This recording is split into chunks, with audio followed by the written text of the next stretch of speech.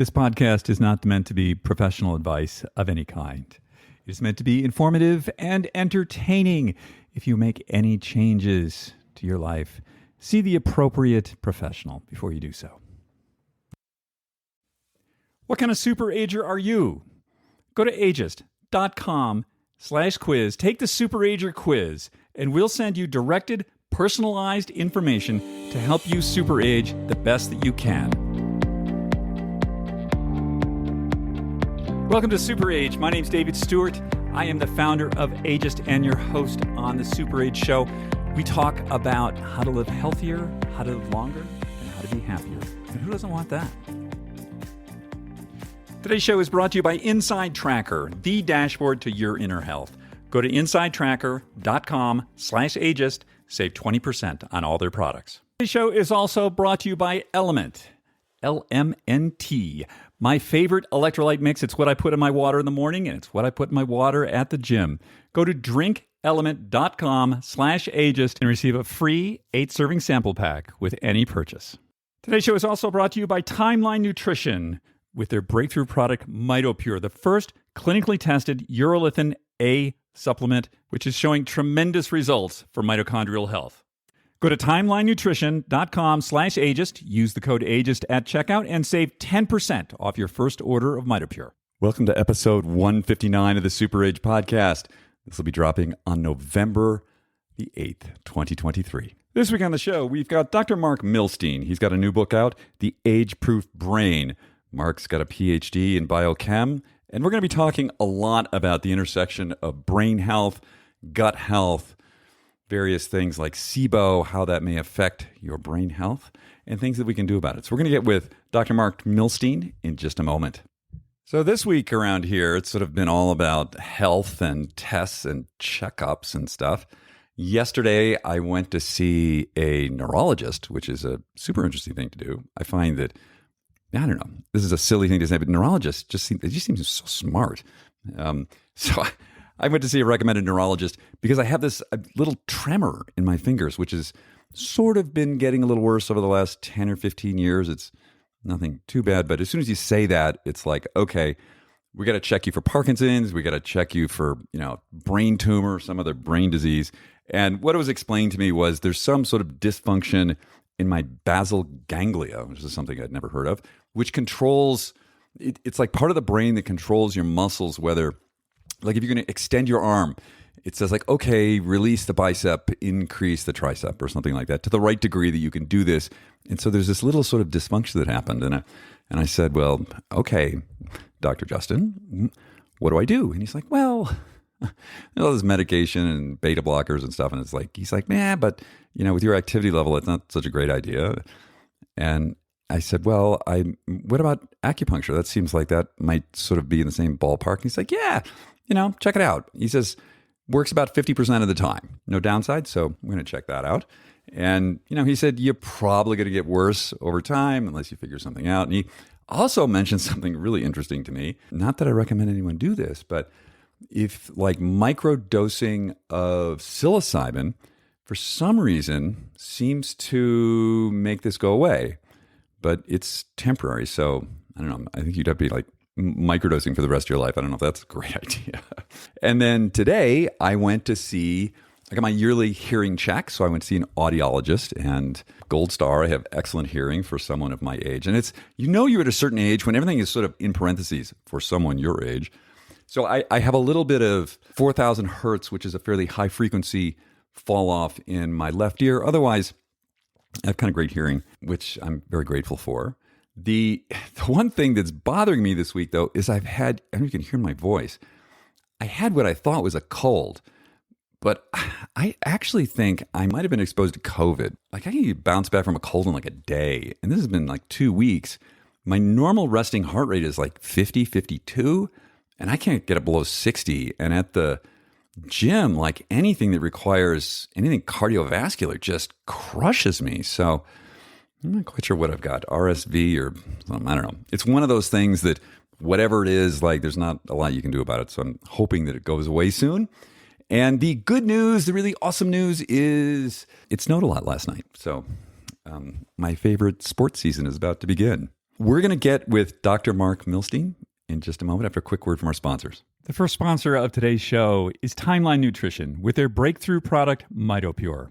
We all know how important mitochondrial energy is, and especially maintaining muscle and strength as we age.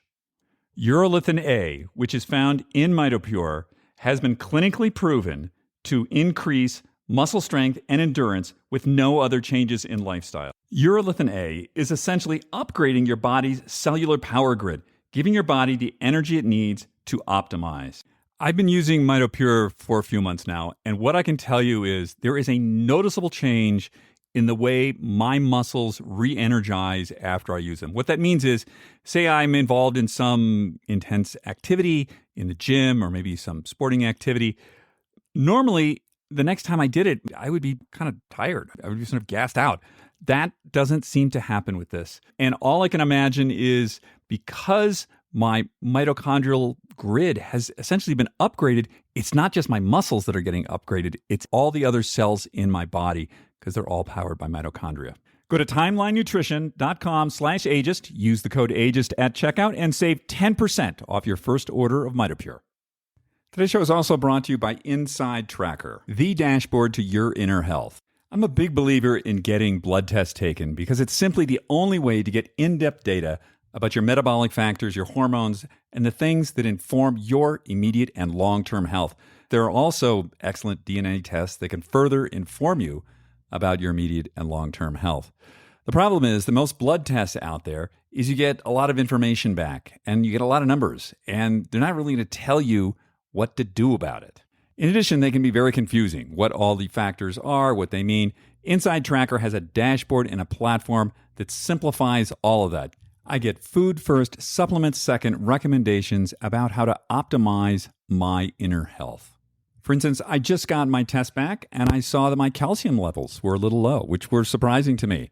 But I have suggestions now about how to correct that. And I would not have known that had I not done an Inside Tracker blood test. Go to insidetracker.com/ageist, save 20% on all their products today.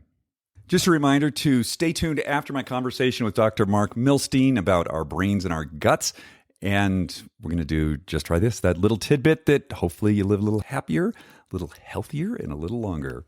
Hey, Marc, how you doing today? Good. How are you? Well, I'm not as good as you. I have a bit of a cold today, so I sound like a bit of a frog, but that's okay. You're the one who's doing the talking today, so that's okay. Yeah, I hope you feel better. Thank you so much. Marc, where does this podcast find you today? I'm in San Diego. Oh, lovely. Yeah.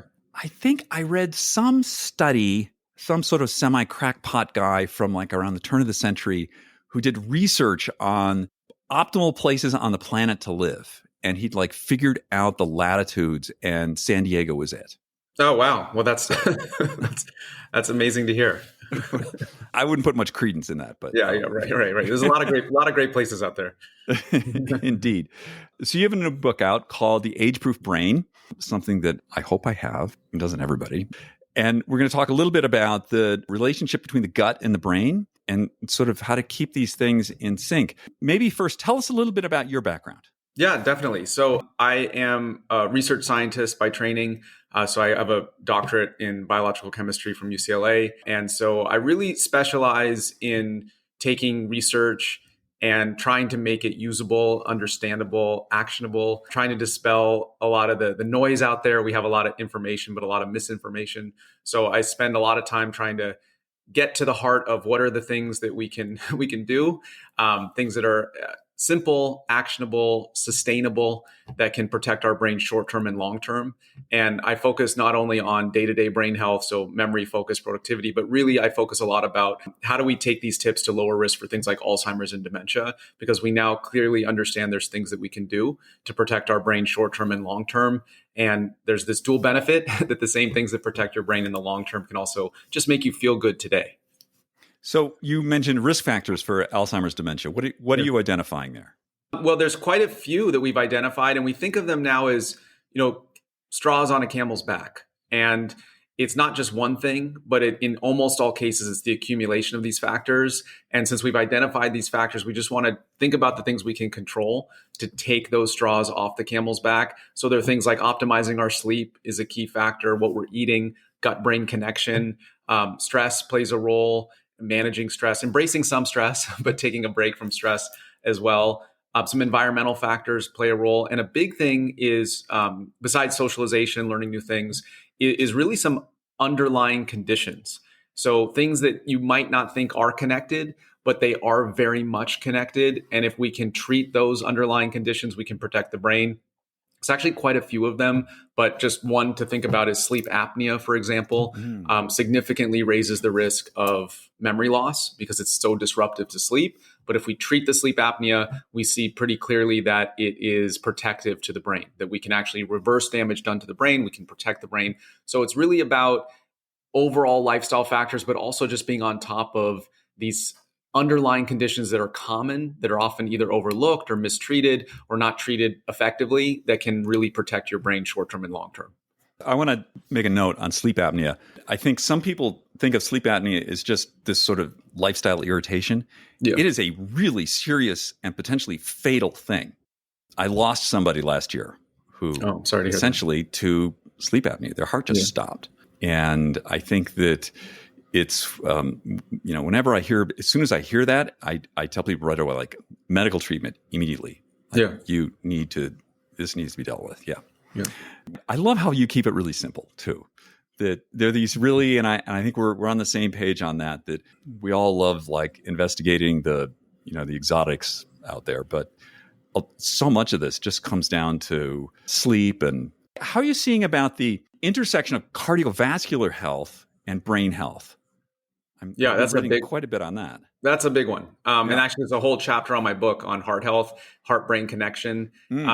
I like to think about it this way, that if you could take the vessels and the veins just in your body and you could lay them out end to end, they would go around the earth more than twice. And I like to think of it that we need to keep those vessels and veins healthy, clear, because even little dips in oxygen that's delivered through those vessels to our brain can have an impact on memory that day and years from now. And so we're seeing that a lot of our memory issues that we see are actually rooted in issues with blood pressure, issues with AFib, issues with cholesterol, heart health. And it's another avenue where we have really good treatments for heart health. So we just want to really take advantage of these avenues that we can use to protect the brain. And just one other quick tip is that we actually see these really interesting studies that show that even our blood pressure, even decades before we'd ever see a symptom, it can be a root cause. So, we know blood pressure is important, but starting to think of it as a brain health tool and knowing what your blood pressure is. And studies are suggesting that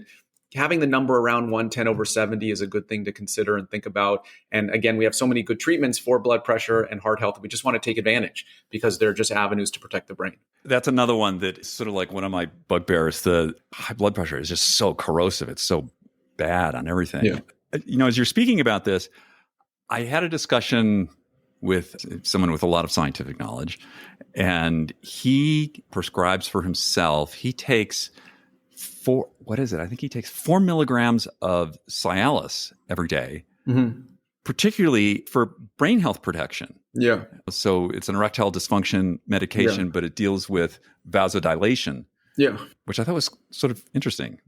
Yeah, there is actually some evidence that those medications might be brain protective for that very reason. We're not at the point where we would say that everybody needs to start taking those medications, but it's on the radar of it highlights the importance of brain health, vascular health connection, and how we want to be treating these areas and talking to one's doctor about which ways to do that. And interesting to keep our eye on that research to say, is there something that's already available that could be repurposed in a way that could be beneficial? Yeah, I'm not encouraging people to do this. I'm just mentioning that. It's interesting to see the connection. Somebody with some knowledge told me that. Yeah. Let's talk about the gut and the brain. Yeah, we hear this a lot: the gut-brain connection. Yeah, bad gut, bad brain. Could you lay that out for us a little bit? What's the mechanism there? How do these two things interact? Yeah, it's really fascinating. And it's a piece of the puzzle. It's not the whole puzzle. So we want to be careful because there's definitely marketing in this area that's jumping ahead of the science. But there is absolutely some fascinating, impactful connections between our gut and our brain that some things we are still learning about and we don't know. But just to put it in perspective, what we realize is that what's happening in our gut is impacting our brain. And it's impacting how we feel, our mood, the way that we're thinking. It can even impact things like our personality. And so the connection is that a big part of it, something to consider, is that there is bacteria in your gut. And there's really good bacteria or bad bacteria. And it's definitely more complicated than just simply good or simply bad. But the idea is that good bacteria can release what we would call like factors or certain chemicals that actually get into our bloodstream, travel to the brain, and can impact our mood, our stress levels, how our brain functions. And on the other hand, there's bad bacteria. And those bad bacteria can release what we call more things like that are inflammatory. And inflammation, I like to think of it like a fire.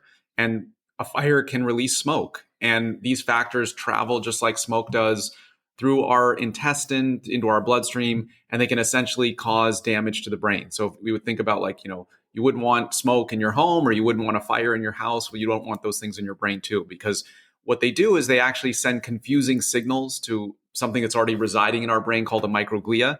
And something just to think about is something that's really interesting is that these microglia are these cells in our brain that eat up really just waste, trash, and toxins and keep our brain youthful and keep our brain essentially clean, because our brain can actually fill up with waste. And these microglia, we want them to eat up the garbage. But what can happen is they get confused and they start, instead of eating the garbage, they eat healthy brain cells. So the question becomes, how do they get confused? Well, one of the ways they get confused is they are listening to signals coming from the gut. Mm-hmm. And if the signals coming from the gut are from inflammatory signals, we call like these smoke signals, these inflammatory molecules, they confuse the microglia into going into attack mode. So we start to connect the dots and put the pieces together that what's happening in our brain can be essentially listening to what's happening in our gut and reacting to it. So we want to take care of our gut to take care of our brain. So I don't know if that was too much information or if that was not enough, but that's kind of a breakdown of what's happening, a piece of what's happening in that connection. I want to go to the bad bacteria. Yeah. This whole gut thing, I just find it's so like beyond complex. Yeah. Is what we're talking about here bacteria in its wrong place? So bacteria from the large intestine, say, going into the small intestine, is that what we're talking about, or something that's invasive that we've eaten that's gone in there? Yeah, so there's two key things to think about. One is exactly what you're saying, which is that there is such thing as good bacteria that's in the wrong place, and now it becomes bad bacteria. And so what you're referring to is often called SIBO, which is this idea that bacteria that is doing its job in the large intestine for reasons that are, we don't completely understand, but we have some ideas, can travel up into the small intestine, and that bacteria can release essentially factors that are cause a lot of pain and discomfort in the small intestine, where that bacteria would not be as disturbing and might be beneficial in the large intestine. Now located in the small intestine can be quite painful and intrusive. That's one aspect. And then there's also bacteria that on its own is this types of species that we're still figuring out, but there are many different species of bacteria. Some of them feed off of certain types of food, and they seem to be more apt to release inflammatory molecules, and we call these more bad bacteria. And so we tend to see that the good bacteria, they tend to eat fiber, and tend to eat whole natural foods, and that's where the diet plays a big role in this. Whereas the bad bacteria, they tend to feed off of processed foods, added sugar, and when they populate or they grow, they become more likely to release more of these factors that can be damaging. So there is this ecosystem in our gut between good and bad. We're not saying that it has to all be good, but we definitely want more good than bad, and good in the right places, not in the wrong places. I have so many questions. There's certain sort of like artificial sweeteners. Yeah. Is there a relationship between bad bacteria and artificial sweeteners? I've heard this. I don't know if that's true. So the science is mixed. There is evidence, especially in some animal studies, that artificial sweeteners can cause growth of bad bacteria. What we don't clearly understand is how much of this artificial sugar would someone have to intake, correlating from an animal study to a human study. These things can be challenging to understand in humans. So really the take-home message is that if somebody is concerned about their gut health or they're having issues, it's on the list of things to really consider minimizing or eliminating for a variety of reasons. I mean, again, we don't have clear data on it, but it's on the list of things to say if somebody's struggling with their gut health, it's something we want to look at and say, how much is this person taking in? This is something that we are concerned could be feeding bad bacteria. Anything that is processed is likely to feed bad bacteria. These bacteria have been around much longer than us. And so the things that they like to eat are the things that were around much longer than us, much before we got here. And the bad bacteria tend to feed on the things that we created. And so it's pretty much trying to think about minimizing those processed, manufactured ingredients as something that's just a very simple takeaway from something that is, still something we're trying to figure out and something that is complex. Are there tests for the what's going on in your small intestine? Like, how would you do that? Another area where a gastroenterologist would be very helpful, but we want to be careful of marketing, sending, ordering kits at home and things like that. Although that's on the horizon, and that is something that is in some cases usable under the care of a gastroenterologist. Want to be really careful of this 23andMe or genetic analysis version of gut bacteria, just because although it could be entertaining and informative in terms of learning about your gut, to really make clinical decisions and dietary decisions based upon that information is problematic, just because we don't really know the quality of those tests. There's not that much oversight. How accurate is the handling of what's being tested? On the other hand, there are some tests that can look for bacterial overgrowth that can be done from home, that can be ordered by a gastroenterologist. And that's really amazing, because it used to be somebody had to go do a breath test in a doctor's office. And now there are some kits that can be done at home and be sent in through the mail and can be very informative. So really the take home is that these kits can be utilized under a doctor's prescription, but just mailing away for something, just be careful of making any, concrete decisions from those types of kits. I feel like I'm really going to go down a rabbit hole here, but what controls the bacteria from the large intestine going in, like you mentioned, SIBO? Yeah. What happens there? What's the control that keeps it from not getting into the small intestine? And what's the fail? Yeah, it's several things. So that's a good question. So some things it's just an anatomical. Sometimes somebody has a surgery and they have a surgery connection point between they've had some sort of intestinal surgery and the anatomy is either dramatically or slightly changed. And that change in anatomy can cause a higher risk of bacteria traveling upwards. Sometimes somebody is born with a slight anatomical change, a variation that is more likely to have this bacteria travel.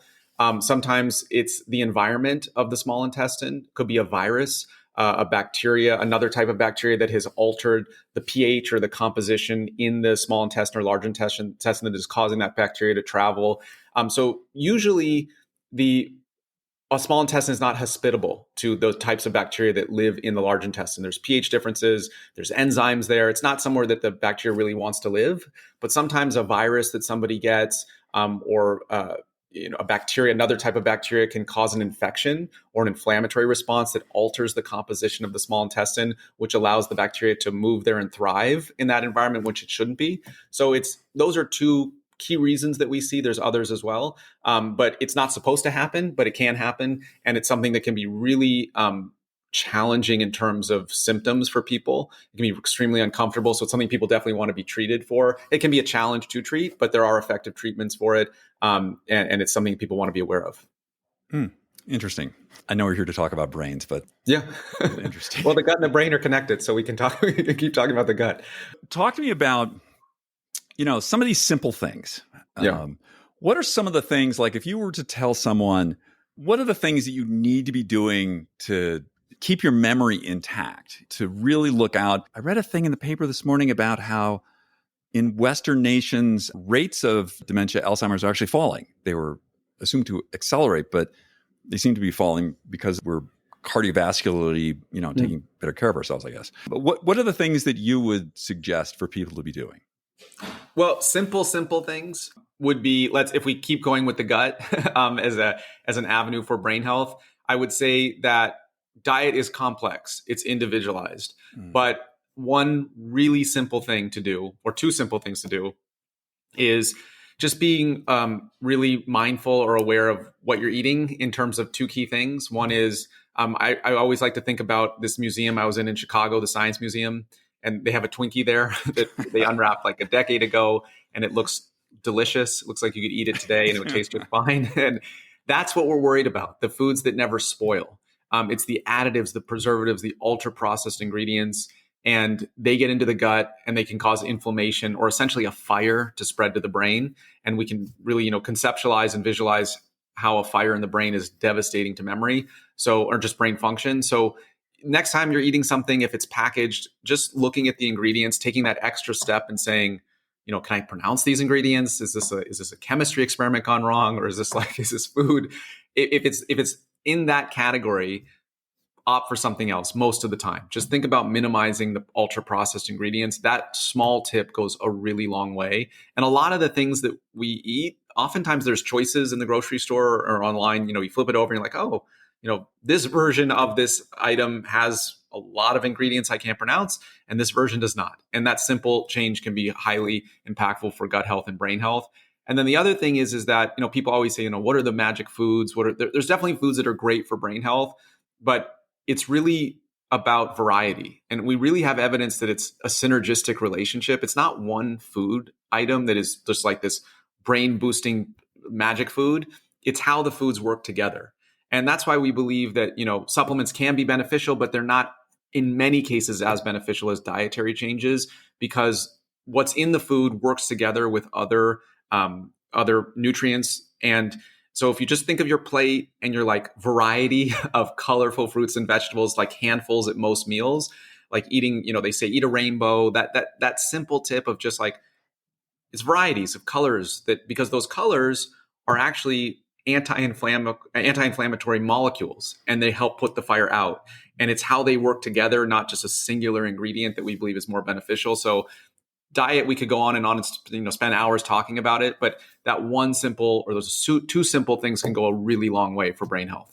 I know you took the Super Age quiz. And yeah, you're an owl. I'm also an owl. Yes. So we're the sort of people that like to read all this science. Yeah. Others aren't like us. It's okay. Right.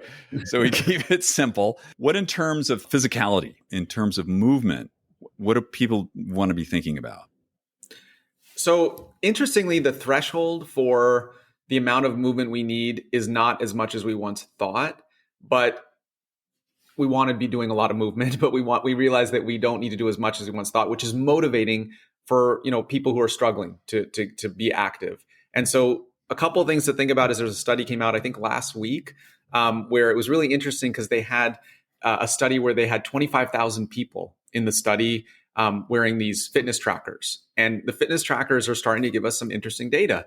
And what they see is that they're calling it incidental movement. Mm-hmm. So there's such thing as, I'm going to go do a chore. I'm going to go mop the floor. I'm going to park a little farther from the grocery store. I'm going to walk around my office. I'm going to take a flight of stairs. And these little bursts of activity, 2-3 minutes a day, 30 seconds is not as good as a minute, and a minute is not as good as 2 minutes, but somewhere between 2 and 3 minutes of a burst of activity throughout the day a couple times had a significant impact on heart health. And we talked earlier that heart health is critically important for brain health. So what we think about is just trying to build into our day these little moments of, I'm going to park a little farther from my errand, or I'm going to set a timer if I'm at my desk, and I'm going to just, take a quick walk outside and go up and down a flight of stairs. And these little bursts of movement are really important. And then if we think about a bigger thing to think about, or a little bit more, is just walking 30 minutes a day in total has been shown to lower the risk of dementia or memory loss by about 60%. And we understand the science more behind why that is. There's a couple factors of, certain things are released in the brain when we walk that are good for memory, like BDNF, these growth factors. We know that walking and memory are tied together. So beyond those things is great. And I know you were mentioning before that you're training, and that's fantastic. But to get to a threshold of some really good protection is not as much as we once thought. So we just want to, encourage getting there. And then beyond that is great too. I see in the background here what looks like a piano. Is that right? Yes, it is. Yeah. And I had someone on the show maybe last year, the year before that, and we were talking about music, not just listening to music, but the playing of music. And it's really dramatic effect on the brain, especially learning something new. Yeah. So learning something new is one of the most important things we can do for long-term and short-term brain health. And so when we learn new things, we're not only making new connections in our brain, which as we get a little bit older, we can be losing some connections. So I like to think of it like a bank account. If you're putting in deposits, you don't notice the withdrawals as much. So we just want to learn new things and make new connections. And a musical instrument is at its essence learning new things, but it's also a full brain workout. And so if we think of the brain, if you went to the gym, you wouldn't just do curls because after a while that would look not so good, but you want to be doing different muscle groups and different types of activity throughout the week. Some days you're doing some, maybe a HIIT workout. The other day you're doing some cardio, mild cardio, or you're doing, weight training, the mix. Same thing with the brain. And so when we think about, it's not just crossword puzzles and brain games. It really is just picking an activity that works out multiple parts of the brain, and music does that. It's physical. You have to move to play the instrument. You have to learn new things. It's often social. It's stress relief. It involves rhythm, and all these parts of the brain are like different parts of the body, and you're exercising them when you're playing music. So music is a fun and really usable strategy for brain health. I think we share a similar philosophy on stress. Yeah. That zero stress is not such a great thing. Could you talk a little bit about that? Yeah. So that's what we see, is that it's not about this stress-free lifestyle. Our brain is like a car, I like to say. And if you don't drive it, it falls apart. And if you overdrive it, it falls apart. And stress is cortisol. And a burst of cortisol, like, I want to get something done. There's a challenge I want to tackle, something I want to do, a little bit of traffic. All those moments of stress are actually good for our brain because they release cortisol. And there's a part of our brain called the hippocampus, which is really important for memory. And a squirt of cortisol or a moment of stress actually helps the hippocampus stay strong. And if you think about it, if you're a little bit stressed out, you're in the game. Like you're doing things that are keeping your memory strong. Now, the problem is that we live in a world where there's just too much stress, and it's happening from every possible direction. It's in the news, it's in our personal lives, our professional lives. So just finding moments to take a break from stress, so stress becomes more acute instead of chronic, and it's not too much too often. That's that magic sweet spot for brain health. Want stress, just want to take a break. That's right. Yeah. I'm glad that you laid that out. I get a little bit of shade about this. There's a huge difference between chronic stress and acute stress. And physical activity is an acute stress. Learning an instrument is actually really stressful. It's hard. Yeah. But this is an acute stress that goes away. The chronic stress, that's we don't want that. We need to deal with that. Yeah.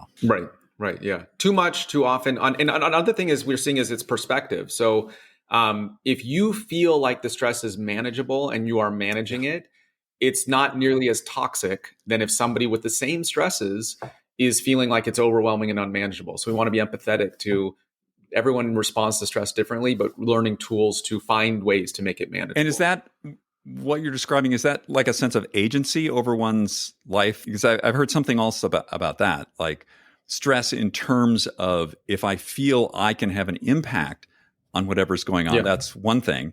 If I feel I'm powerless in the situation, that's a different thing. Yeah. So feeling of control is a big part of it. Feeling that there's a purpose to things that I'm stressed about. I'm learning from it. I will take a break from it, but I'm learning from it, or I'm helping someone else through this process.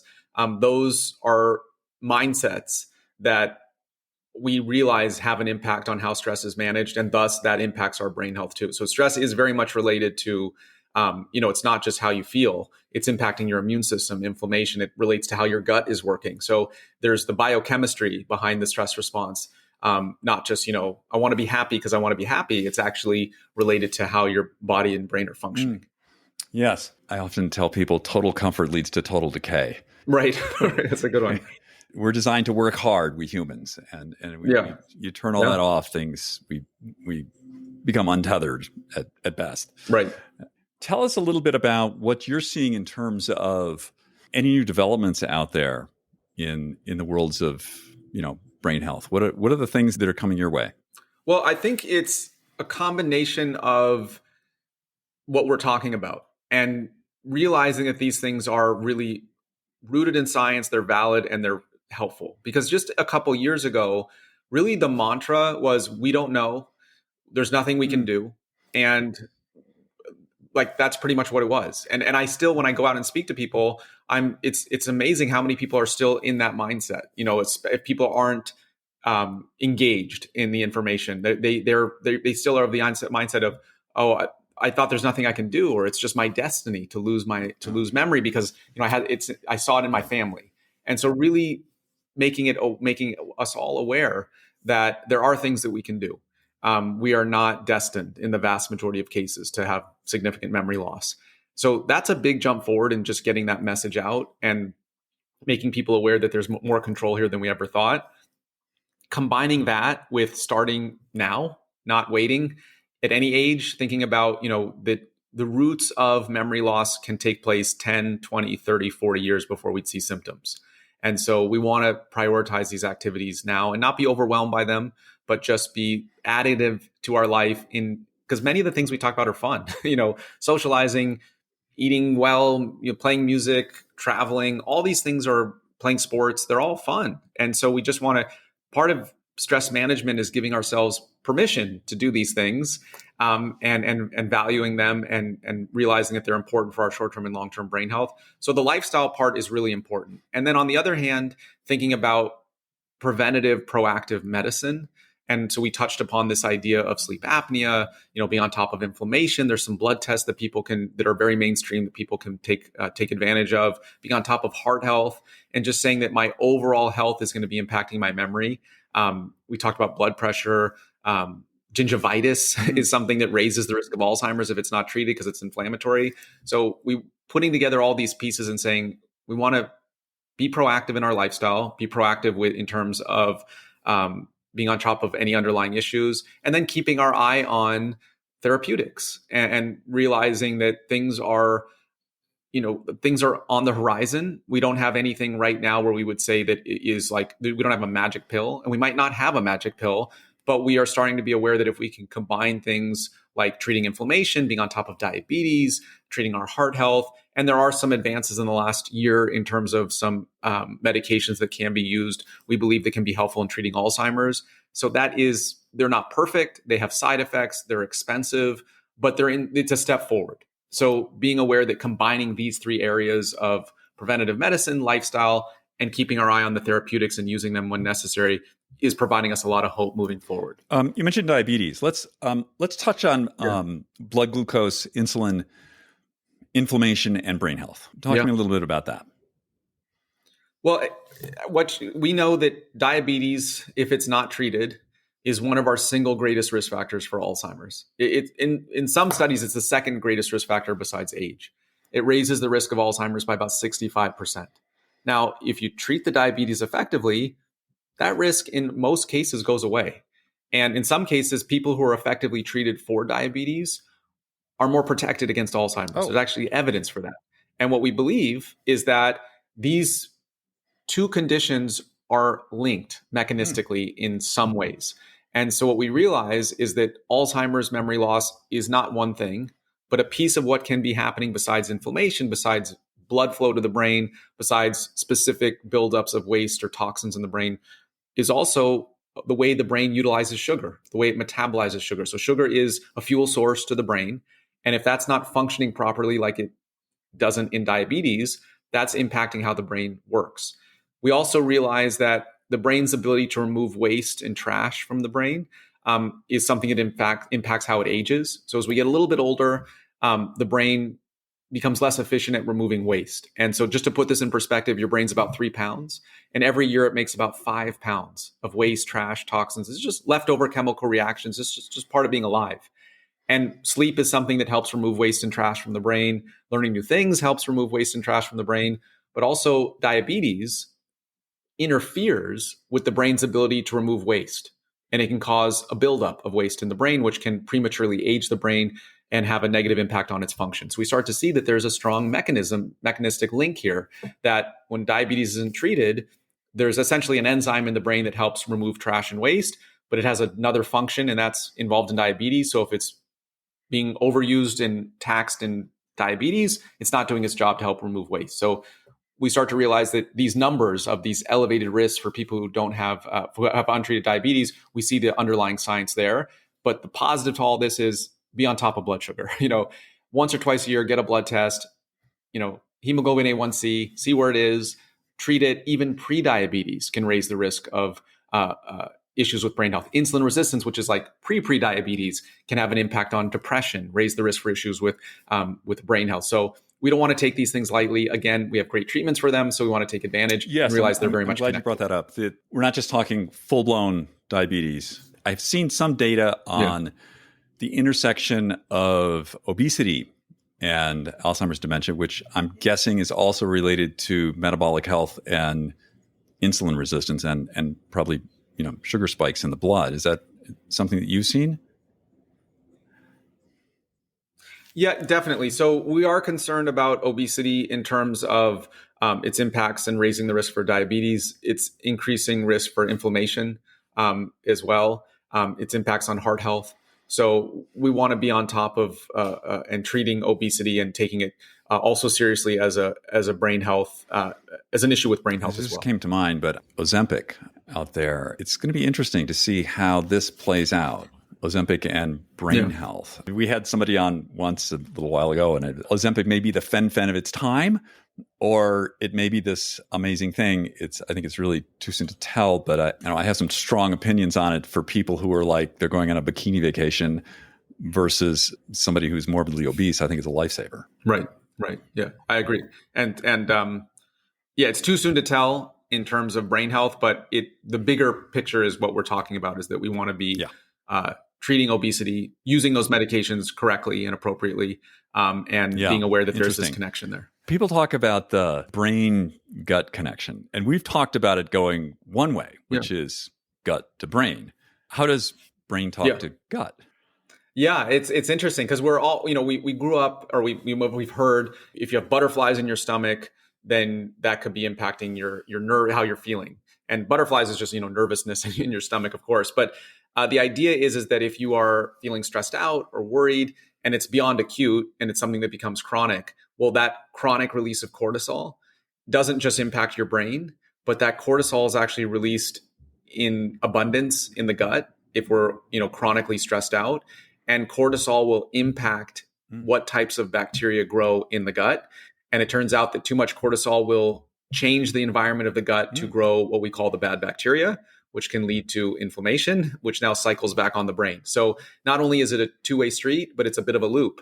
And so what we realize is that it's actually very hopeful because we now know that we can treat issues with the gut through the brain. Not that it's the only treatment, but if somebody is having an issue with their gut, we would say, let's put on the list of things that we want to consider stress management techniques, mindfulness. And if somebody has any issues with brain health, we would put on the list, let's also be aware of what we're eating and talk about gut health because it's another avenue that we can leverage to protect our brain. So it's not that these are the only solutions in either direction. And it's not going to, it's not a magic solution to just treat all brain issues through the gut or all gut issues through the brain, but it's something we can use and leverage as we understand this connection and give people better treatments and more options to feel better. So that is very helpful as we understand the science. Last question. So there's this idea that one needs to, sort of stop eating 3 hours before one goes to bed. And I have heard that this is somehow related to melatonin and the pancreas. So your pancreas sort of shuts down at a certain point because of the melatonin, and this causes problems because people oftentimes, I've heard, if, they sort of wake up in the night with all this bad digestion problems that they don't have during the day. Help me out on this. Well, there's definitely something to be said for not eating too close to bed for a variety of reasons. That our brain and body will prioritize digestion over sleep. So if the food is heavy, if it has those processed ingredients, if it's too spicy, if someone's not somebody who loves spicy food or tolerates it, all of those things can be disruptive to sleep. On the other hand, we want to think about that if we're starving, that can also have a negative impact on our ability to sleep as well. And what we see is that the ability to fall asleep, and we don't have to sleep through the night in the sense that, I know you've talked a lot about sleep on the podcast, but we don't have to wake up. It's okay to wake up is what I'm saying. We sleep in cycles and we do wake up and it's okay. We don't have to panic if we wake up. But when we wake up and we have trouble getting back to sleep, one of the issues there is that we see there could be a spike or a plummeting of blood sugar. And so what we're eating before bed is as critical as when we're eating it. And the 3-hour rule might work for some people. And if people find that effective, that's within reason. But there are some people who might say, I need to have a healthy snack before bed. And as long as it's not interfering with digestion, that's reasonable as well. And so thinking about, whole natural peanut butter or things like that, like a cottage cheese if someone's not lactose intolerant, but things that are like a healthy protein with a really healthy carb and a small snack can also be helpful to help people sleep. So it's finding that balance where sometimes with these, hard and fast rules, it tends to be a little bit more individualized, that some people can find benefit in a healthy small snack before bed, and other people are like, I need to cut it off a few hours ahead, and both can be reasonable strategies. But the idea is that we do want to be thinking about not eating throughout the night. That's something that we do see, is that our brain and body do not do well in terms of metabolizing food at 2 or 3 in the morning. So really prioritizing our nutrient intake during the day, as opposed to like, I'm going to get that midnight snack or that 2 a.m. snack. That's what we see clearly is not beneficial. I'm one of those that a little bit of almond butter, like about a half hour before, because otherwise I'll just like wake up at 3 in the morning, I'm starving. Also, I think and I'm the same way, if you're doing a lot of, especially on days I'm doing a lot of exercise, like you oftentimes need that little bit of healthy protein or healthy carb combo to sleep through the night, to at least, sustain. Dr. Marc Milstein, your book is The Age-Proof Brain, which is something I think we all want. I think we should all aim for this. There's some awesome suggestions in there. Is there anything you want to leave our people with today? Well, first of all, thank you for having me on, and thank you for spreading this, all these great tips, through all your episodes. It's so appreciated. I would just say that not to feel overwhelmed, and to feel that we can integrate small steps that have a big impact for brain health.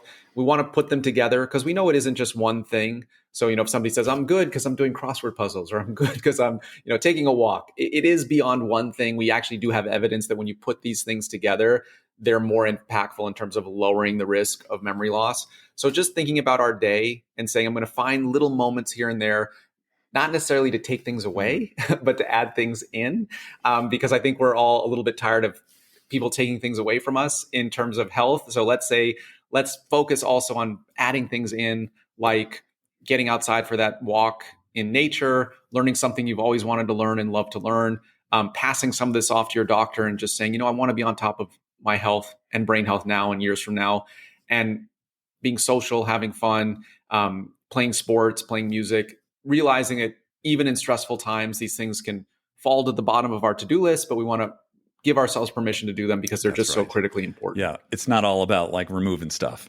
Let's add more good stuff. That's right. a much better idea. Yeah, right. Exactly. Marc, it's great to have you on. Thank you so much. Thank you. That was great. Whenever I'm speaking to these sort of like amazing people we get to speak to here on the Super Age podcast, of course, in the back of my mind, I'm always thinking about me. The most important person in my life is me. And I'm always sort of circling it back in my head like, oh, so what should I be eating? How is this going to work? Do I have this symptom? I don't know. I guess we all do that. So anyway, we're going to get with Just Try This after a quick word from our sponsor. Hydration is not just about pounding water. We have to have some electrolytes in there, specifically sodium, potassium, and magnesium. My favorite electrolyte mix, the one that I use every day, is Element, LMNT. One of the things that I learned last year was the importance of sodium. We may actually not be getting enough sodium. And I know there was a lot of sodium fear out there. And it's true, if you have hypertension or are pre-hypertensive, you do want to check with your doctor. But for most of us, having sodium actually helps us to absorb water. And in fact, drinking straight water without any minerals in it, we will be pulling the electrolytes out of our system. Go to drinkelement.com/ageist. That's drinklmnt.com/ageist. Get a free 8-serving sample pack with your next order. My favorite one is citrus salt. What's yours? Let me know. This week on Just Try This, it's so simple. What I want you to do is to think of something that you can appreciate about yourself. Why am I saying this? Because as human beings, we are naturally wired with this really heavy negativity bias. Well, why is that? Well, because like way back when we lived in caves and there were like wild animals, we had to be really careful about, not getting eaten. So we were always worried about the bad thing that could happen to us. And that has continued in our wiring. And part of that is we tend to be really hard on ourselves. We're not really good at appreciating ourselves. So what I would like to do this week is for all of us to just think about, not so much for ourselves, but think about someone you know who may know you well and how they would describe something that's really awesome about you. Think about that and just own that, because we're all so awesome. We have all these amazing things that we do, the way we help people, these talents that we have, just the lives that we've led. But because of this sort of built-in negativity bias, we're always thinking about like, oh gosh, I didn't do that quite right, or this is not great, I can improve that. Let's just take a moment and appreciate something really awesome about ourselves. Let's try this. To everyone out there in our wonderful village who's listened to this week, oh my gosh, we are so grateful for your attention and for your time. If there's anyone else out there that you think could enjoy this podcast, please send it to them. Encourage them to subscribe. That's the only way that we grow. And have you guys taken the quiz? Have you gone to aegis.com/quiz and find out what kind of super ager you are? I would encourage you. It's really fun. It takes like 10 questions. It takes a minute. And I think you'll really enjoy the results that you get. And of course, this is the time where we ask you all, if you enjoyed this, please leave us a review. Please leave us a rating. Oh my gosh, we just love that. And if you want to get in touch with me, or you want to get a question for me to get to Marc, please, david@superage.com. I answer all my email directly and promptly. Until next week, everybody have an awesome week. Take care now.